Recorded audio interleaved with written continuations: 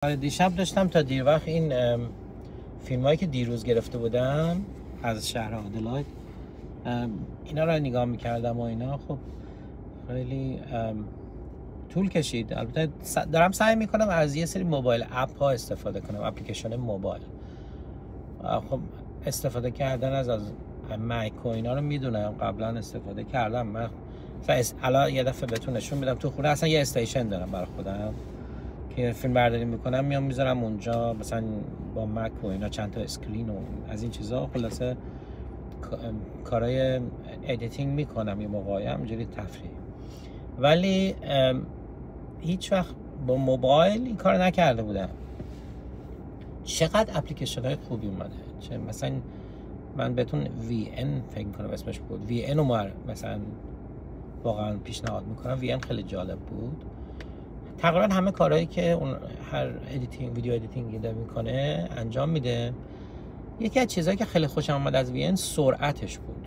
مثلا البته موبایل من اپل 16 است، آیفون 16 است و سرعتش خوبه. یعنی خب دیگه الان توی آیفون ها از همشون فکر کنم سرعتشون بالاتره. استوریجش کمه. این یه مقدار نگرانم میکرد برای اینکه بخوام همه رو از روی آیفون انجام بدم،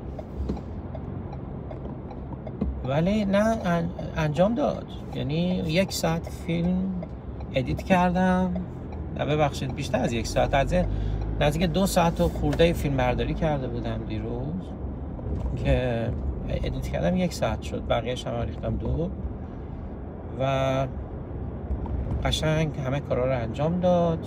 کاری که میخواستم. البته حالا خیلی در حد پروفشنال اونجوری نمیخواستم، اصلا خودم هم نمیخواستم، به خاطر این میخواستم خیلی طبیعی باشه همه چی. سعی میکنم فیلمایی که میگیرم طبیعی باشه. من کلا فیلمای طبیعی بیشتر خوشم.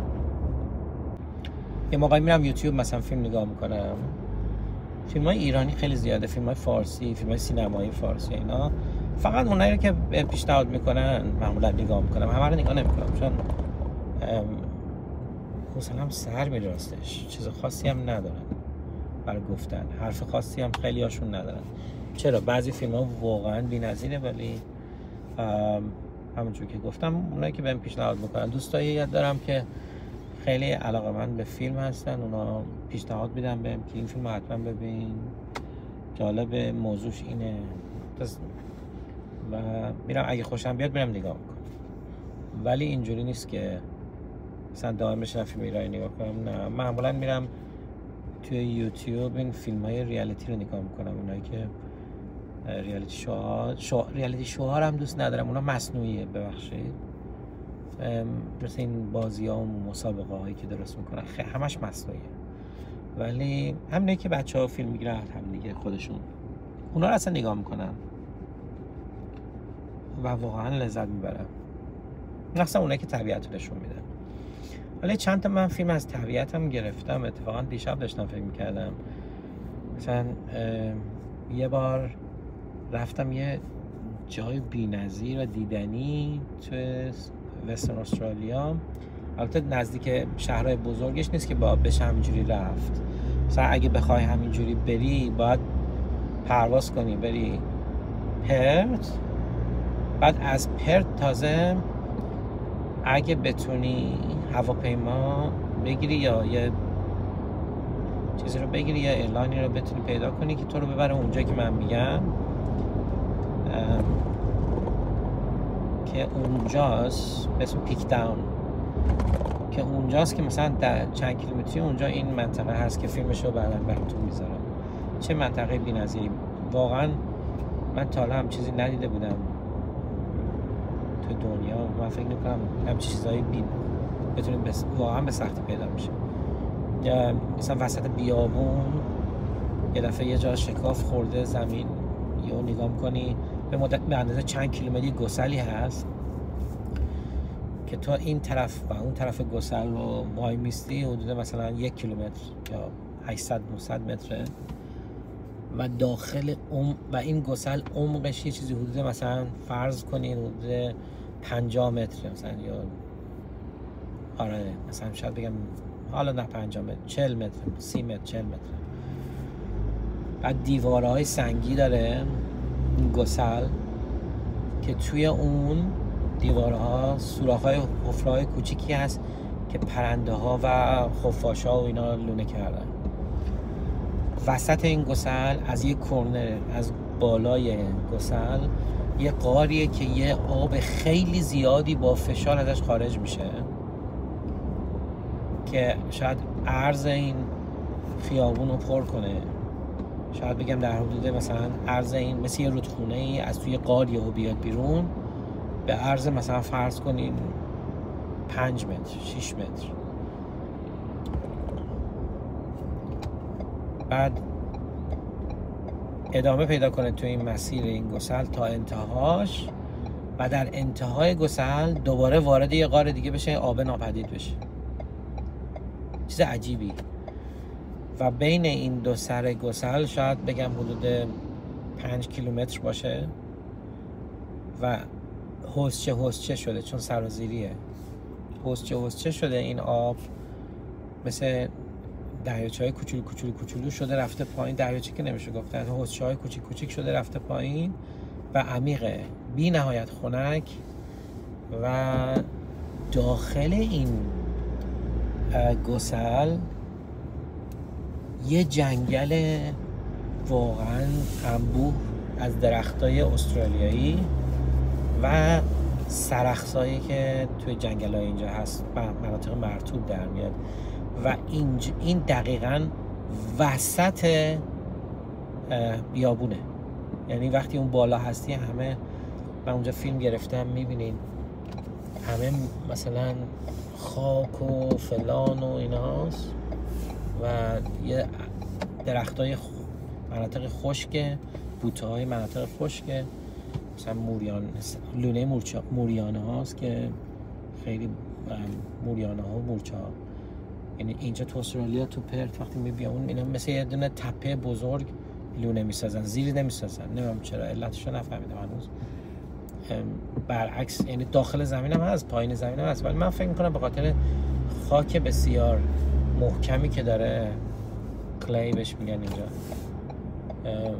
خاک رس بسیار محکمی که داره، مورچه هم ترجیح میدن روی سطح خاک خونه بسازن و همون خاک رس رو برمیدارن با رطوبت با آب دهنشون یا هرچی قاطی میکنن، گل میکنن و رو هم سوار میکنن و این تپه های که لونه های مورچه هست رو میسازن. این واقعا چیزهای بی نظیریه. اگه اینا رو من وقت کنم برم، رفتم ملبورن، اولین کاری که میکنم تو این هارد درایو ها میگردم براتون پیدا میکنم، این فیلم ها رو میذارم براتون. یکی این بود که میخواستم بگم.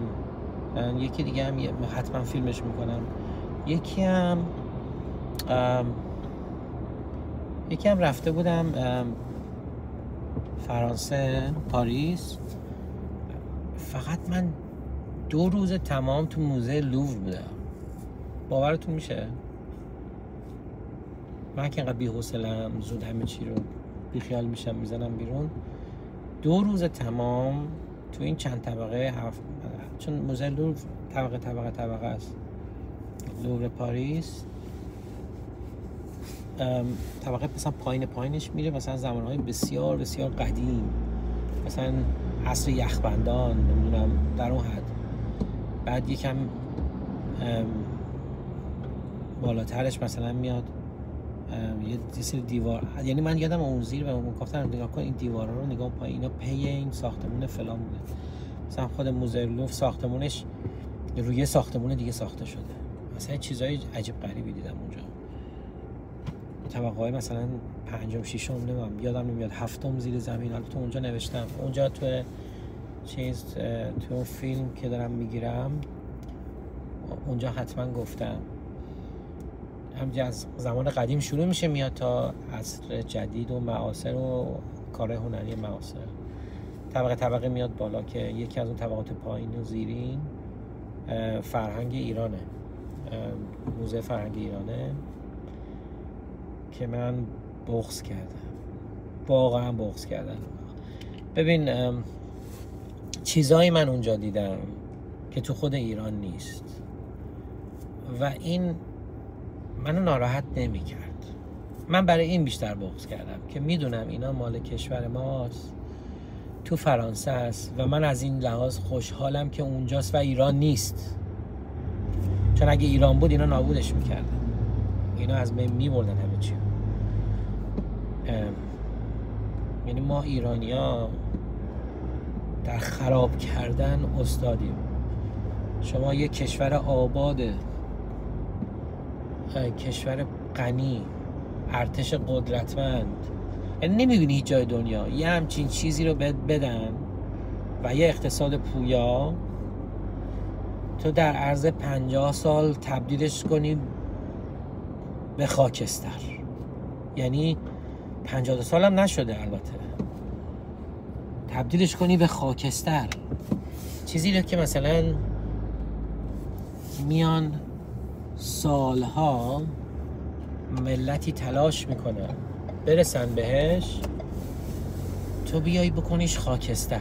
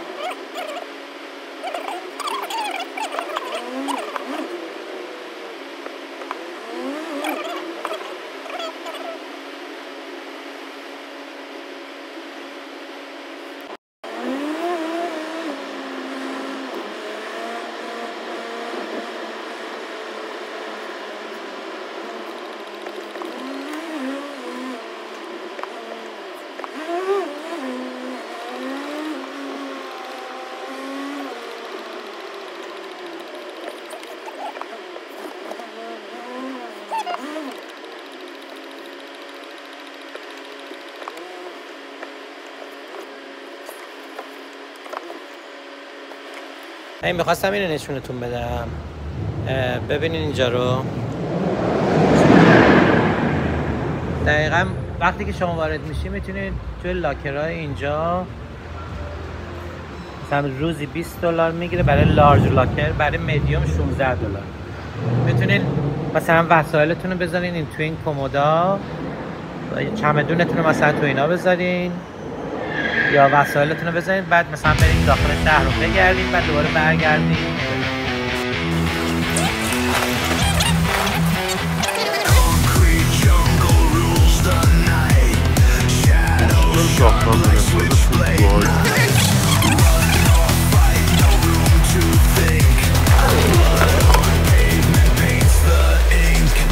We are the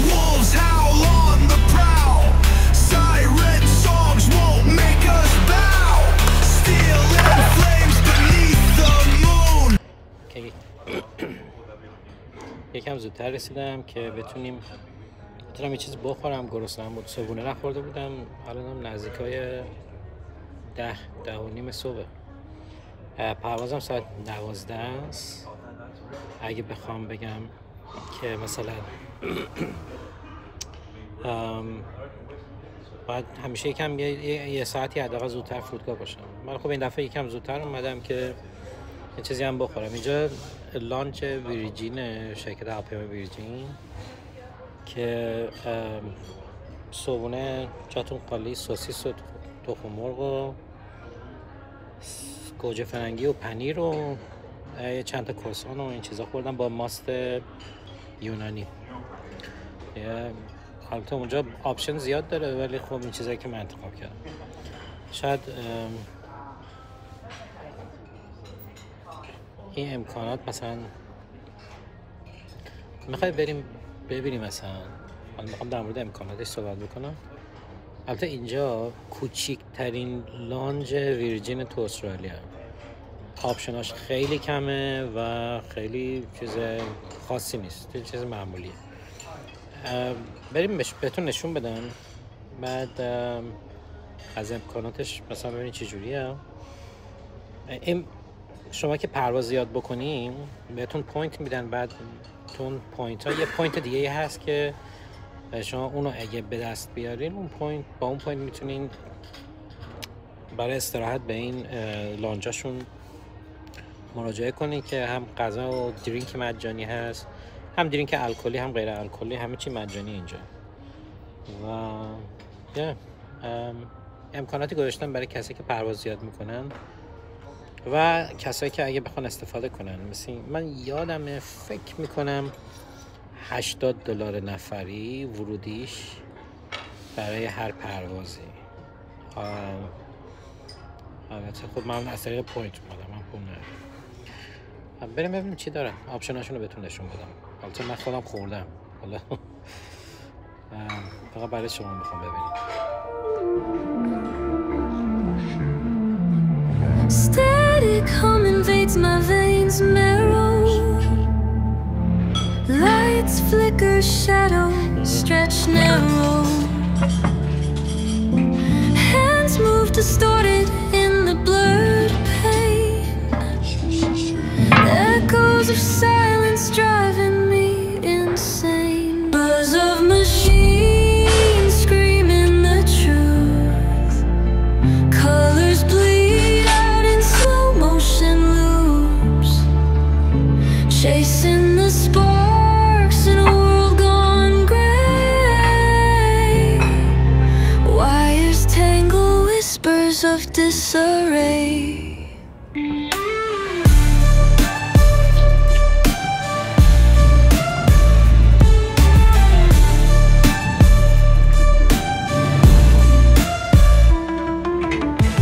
Broken glass falling like teardrops. A forgotten map where time stops. Grinding gears where dreams collapse. Caged in the rhythm, can't elapse. Buzz of machines screaming the truth. Colors bleed out in slow motion loops, chasing the sparks in a world gone gray. Wires tangle, whispers of disarray.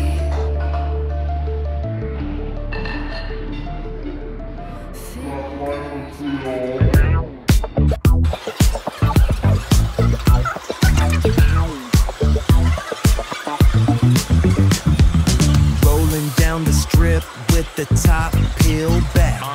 Sunshine beaming, yeah, the west where it's at. Palm trees swaying, cool breeze in the mix. Sidewalk popping, got my sneakers doing tricks. Hey, we riding real smooth. California grooves. Westside, ooh yeah. BBQs fired up, bring your crew. Retro vibe, it's what we do. Check it out. Beats on the track,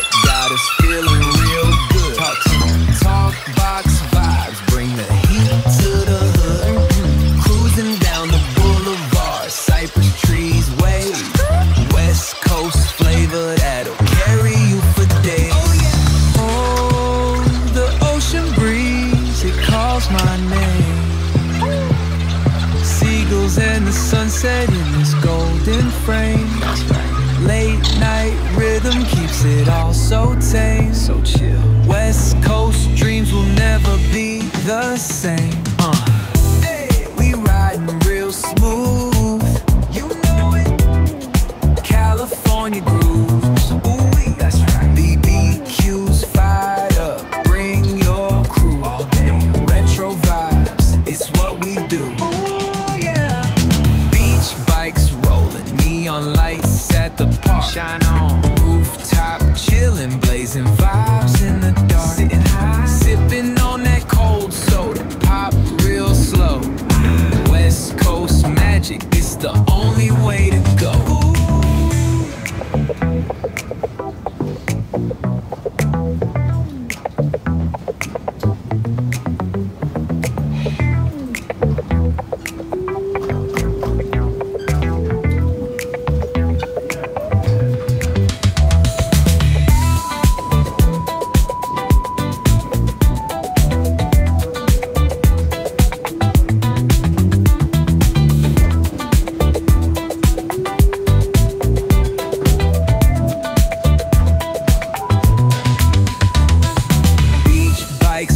Neon lights at the park. Shine on. Rooftop chillin', blazing vibes in the dark. Sitting high, sipping on that cold soda. Pop real slow. West Coast magic, it's the only way to go.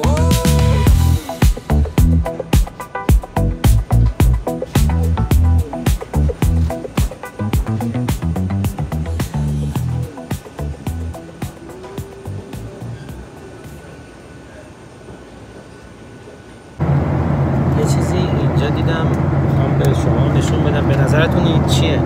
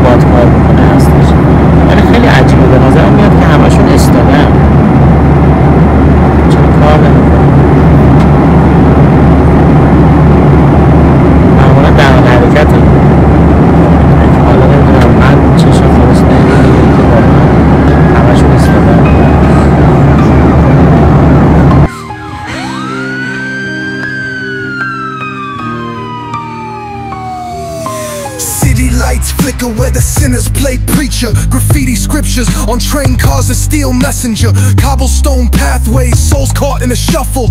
Every breath's a gamble, life's one long scuffle. Sirens kiss the night with their mournful cries.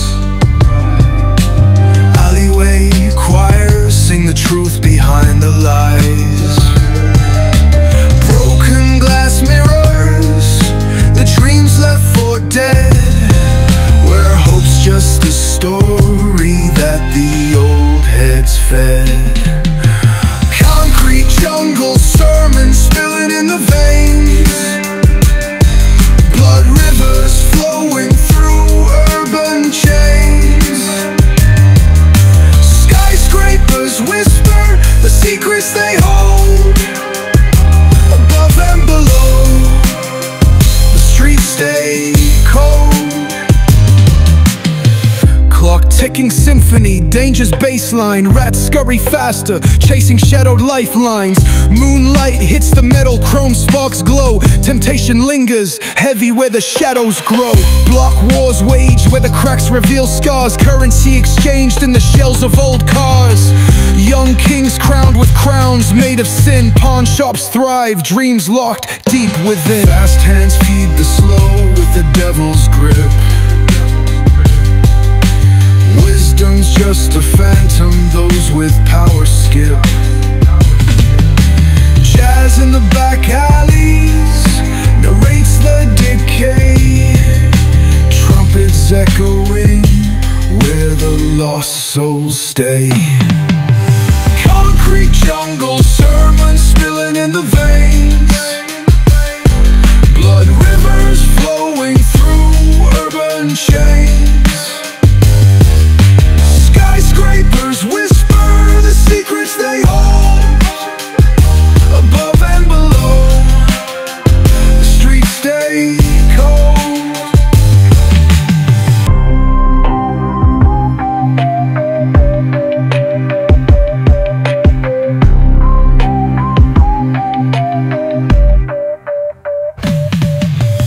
Concrete jungle sermons spilling in the veins. اینم سفر راه برگشت بود از آدلاید. بعد از اون همه هیجان تعمیر یه ماشین در به داغون که یه 2 ماهی بود که این دستگاه خوابیده بود، بالاخره تونستن بوک کنن ما رو که ما بریم اونجا و این کار انجام بدیم.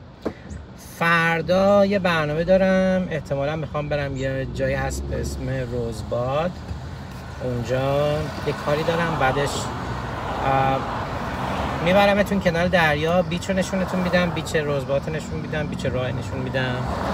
و منطقه سورنتو رو، این منطقه های دیدنی ملبورنه که بیشتر برای توریستا اون منطقه کلا طراحی شده. مثلا خونه هایی که اونجا هست شاید بگم 80 تا 90% فقط برای کرایه است، یعنی اصلا کسی دائم زندگی نمیکنه. یعنی کمن، خیلی لوکالاش خیلی کمن، بیشتر کسایی هستن، بیشتر خونه ها مال کسایی که برای اجاره است. و یه 2 تا بیچ داره.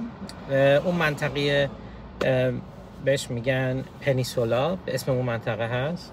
تعداد شهر، چند تا شهر هست اونجا به اسم درومانا، سیفتی بیچ، روزباد، رای، کیپل ساند، پورت سی و خیلی زیاده، هیتسینگ. و این منطقه ها مثل یه دماغه رفته وسط اقیانوس که پورت فیلیپ بی که یه بیه که ملبورن دورتا داره، این پورت فیلیپ بیه، اینو تشکیل داده، اینو به وجود آورده. ولی این دماغه که میاد به سمت وسط اقیانوس و از سمت دیگه ساحل که یه پورتو درست کرده، اسم این دماغه هستش پنیسولا، که جای دیدنی زیادی داره، منطقه‌ای برای پیاده روی داره، ساحل‌های بسیار زیبایی داره، استخرهای آب گرم طبیعی داره و باغ وحش داره و خیلی چیزای زیبا. به همش نمیرسیم، فقط تا اونجایی که میتونم از زمان دارم بهتون نشون میدم جای دیدنشون. خیلی دوست دارم بک بیچ رو بهشون بدم. بک بیچ اون قسمتیه که رو به اقیانوسه و موجای بلند هست که برای سرفینگ سرفرها میان اونجا سرف میکنن. و فرانت بیچ اون قسمتی که قسمت پورت فیلیپ بی داخله و اونجا دریا آرومتره، موجای خیلی کوتاه داره و مثل استخر میمونه تقریبا. بسیار هم کم عمقه و خیلی هم سیفه برای بچه‌ها. ولی خب تمام این منطقه‌ای که گفتم همشون کوسه داره، یعنی دائم اونجا هلیکوپتر داره حرکت میکنه، نگاه میکنه که اگه کوسه ای چیزی دیدن و دستگاهی البته زیر اقیانوس کار گذاشتن که اگه کوسه از اون منطقه رد بشه بتونن اینا دیتکتش کنن و آلارم بزنن که کسی که تو آبن بیان بیرون. البته تعداد حملات کوسه اینجا خیلی کمه، شاید کمتر از یک قربانی هر 2 سال 3 سال هست، یعنی به خاطر تمهیداتی که انجام دادن که دریا ساحل چیز باشه، ساحل سیف باشه، خیلی اتفاقاتی که اینجوری میفته خیلی کمه. به هر حال فردا بریم اونجا. خودم خیلی اکسایتد هستم که این فیلم رو تهیه کنم.